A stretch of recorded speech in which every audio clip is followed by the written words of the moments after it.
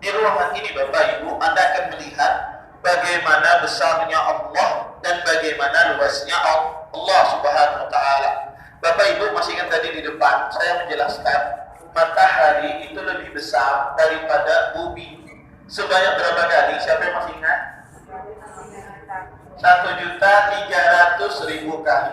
Sekarang Anda akan lihat di sini bagaimana besarnya Allah Subhanahu wa taala. Paling pojok ini Bapak Ibu, paling pojok ini adalah matahari. Cuma satu titik dibandingkan dengan gugusan bintang yang lainnya. Setelahnya Bapak Ibu ada namanya Sirius. Dikatakan Bapak Ibu, Sirius ini lebih besar daripada matahari. Berapa kali? 8 kali lebih besar daripada matahari. Subhanallah Bapak Ibu, Sirius ini Allah sebutkan di dalam Al-Quran. Allah berfirman dalam Al-Quran di dalam surah An-Najm, Allah mengatakan wa annahu wa rabbus syi'ra. Sesungguhnya Allah Subhanahu wa taala Tuhannya Sirius. Kemudian setelahnya lebih besar, lebih besar, lebih besar, lebih besar, sampai terakhir ada urusan tingkat terakhir namanya Canis Majoris. Ini dikatakan Bapak Ibu lebih besar daripada matahari. Berapa kali? 9 miliar kali lebih besar daripada matahari. Berapa kali? 9 miliar kali lebih besar daripada matahari. Dan ini semuanya Bapak Ibu di bawah langit pertama. Langit itu ada berapa? 7 lapisan. Bagaimana langit ke-1? Bagaimana langit ke-2? Sampai langit ke-7. Dan Allah Subhanahu wa taala Bapak Ibu lebih besar daripada segalanya. Kalau begitu Bapak Ibu, ternyata manusia ini sangat kecil di hadapan Allah Subhanahu wa taala. Makanya tidak pantas seorang muslim menyombongkan dirinya di hadapan Allah Subhanahu wa taala. Di belakang Anda tidak kalah menariknya. Di belakang Anda itu adalah pohon raksasa, pohon tertinggi di dunia. Nama pohonnya adalah pohon sequoia. Ada di California. Tingginya Bapak Ibu 115 meter.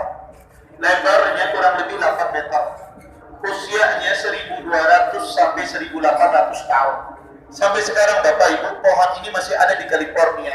Anda bisa lihat bagaimana tingginya pohon ini. Anda perhatikan orang biru kecil di bawah, dan ini adalah pohonnya. Siapapun yang akan melihat pohon ini pasti dia akan mengatakan, Subhanallah, pohon ini sangat besar. Kalau seandainya kita kagum dengan pohon semacam ini, tentunya kita lebih kagum sama siapa? Sama Allah Subhanahu wa taala. Allah yang berhak kita kagumi. Dia ada nama Allah, Allah Ta'ala Al-Muqaddim, Al-Muakhir. Allah itu yang awal dan terakhir. Al-Wakil, Al-Kabir, Al-Muhammad, dan yang maha menjaga. Al-Muhaymin, Allah yang berfirman. Al-Majid, Allah yang maha.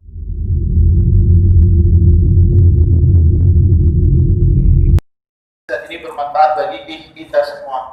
Saya minta kepada Anda 3 menit saja, Anda fokus sama saya. Masih kuat 3 menit? Masih kuat? Insyaallah. Ayo.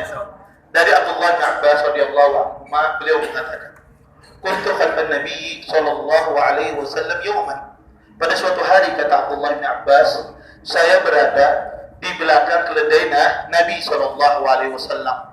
Pada saat itu Rasulullah berkata kepada saya, apa kata Rasulullah? "Ya gulam, inni u'allimuka kalimat." Wahai anak kecil, kata Rasulullah, akan saya ajarkan kepada engkau beberapa kalimat.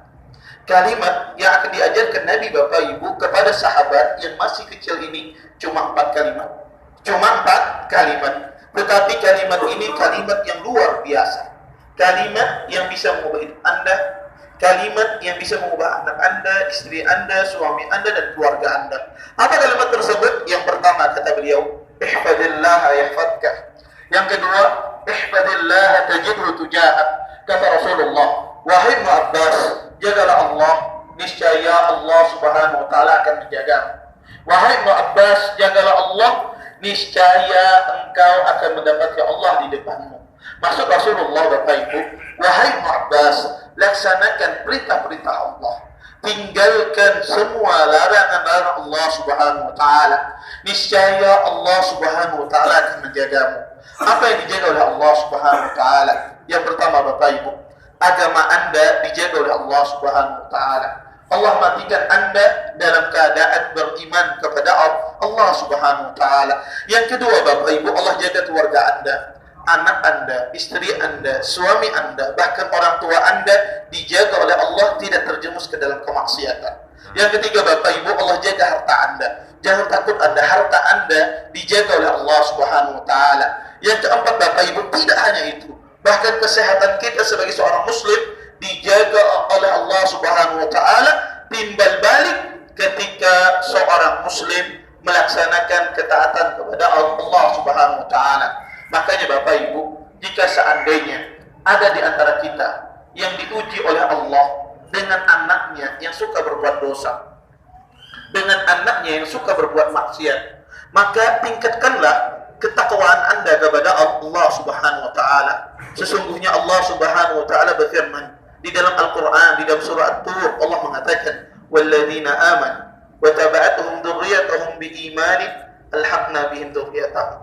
Kata Allah Subhanahu wa taala, dan adapun orang-orang yang beriman kemudian diikuti oleh anak-anak mereka, cucu-cucu mereka yang beriman pula kepada Allah, nanti di hari kiamat kelak Allah kumpulkan anak-anak mereka, cucu-cucu mereka bersama orang tuanya di surga. Walaupun sang anak di dunia tidak banyak beramal, walaupun sang anak di dunia sering berbuat dosa, akibat orang tuanya, orang tua yang bertakwa kepada Allah, kasih sayang Allah kepada orang tua ini, Allah kumpulkan dia bersama anaknya di surga kelak. Bapak Ibu, mungkin kita hidup di dunia ini gagal mendidik anak kita, karena hidayah bukan di tangan kita. Jika seandainya di dunia ini Anda gagal mendidik anak Anda, janganlah Anda gagal mengubah diri Anda. Jadilah Anda orang yang bertakwa kepada Allah Subhanahu wa taala. Nasihat yang ketiga, idza sa'alta fas'alillah.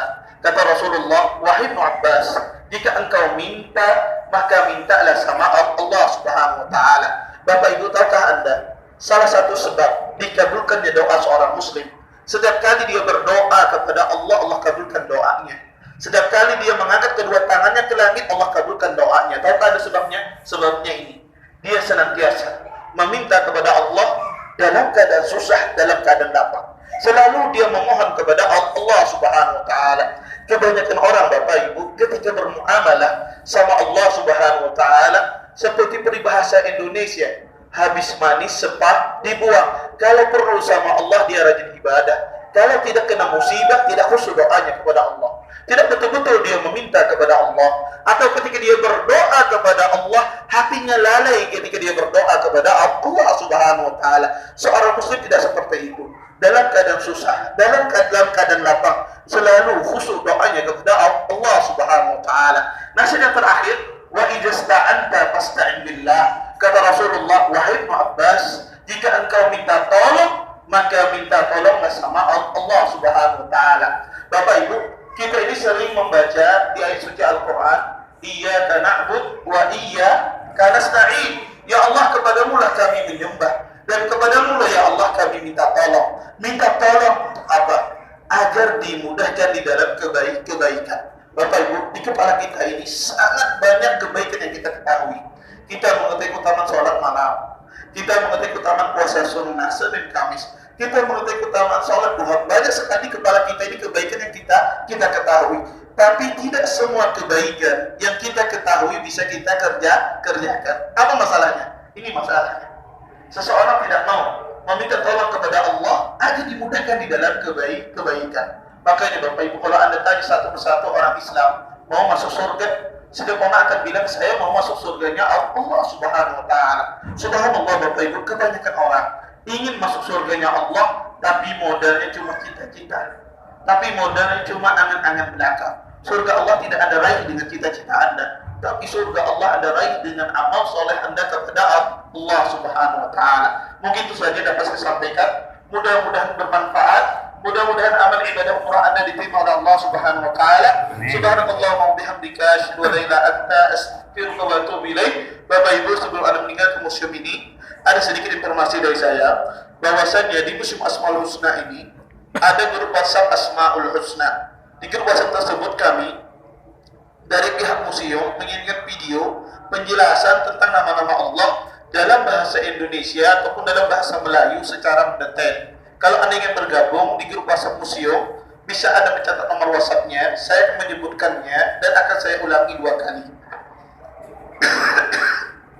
Nomor WhatsApp-nya adalah plus 966 56 81 99